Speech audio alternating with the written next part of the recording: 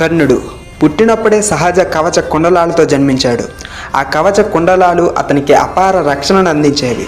అవి ఉన్నంతకాలం ఎవరూ కర్ణుని గాయపరచలేరు. కురుక్షేత్ర యుద్ధానికి ముందు దేవతల అధిపతి అయిన ఇంద్రుడు ఒక బ్రాహ్మణ వేషంలో అర్జునుని కలిసి అతని సహజ కవచ కుండలాలను తనకు దానం చేయమని అడిగాడు. కర్ణుడు తనని దానం చేయమని అడిగింది స్వయాన ఆ ఇంద్రుడే అని తెలిసినప్పటికీ తాను దానవీరుడిగా పేరుగాంచిన వాడైనందున ఏమాత్రము అయోమయంలో పడకుండా తన కవచాన్ని దానం చేశాడు. అంతేకాదు, కర్ణుడికి కొన్ని శాపాలు కూడా ఉన్నాయి. ఒక శాపం ప్రకారం అతను అత్యంత అవసరమైన సమయంలో తన అస్త్ర విద్యను మర్చిపోతాడు.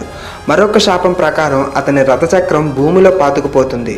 ఈ శాపాల కారణంగా యుద్ధం సమయంలో కర్ణుడు తీవ్రంగా ఇబ్బంది పడ్డాడు. ఇక అర్జునుడికి శ్రీకృష్ణుడు రథసారథిగా సహాయం ఉండటం వల్ల అతనికి అనేక లాభాలు వచ్చాయి. ఈ పరిస్థితుల్లో ధర్మయుద్ధం నెపంతో అర్జునుడు శ్రీకృష్ణుడి సూచనలతో కర్ణుడిపై బాణం సంధించి అతన్ని చంపాడు. ఈ విధంగా మహావీరుడైన కర్ణుడు అర్జునుడి చేతిలో వీరమరణం పొందాడు.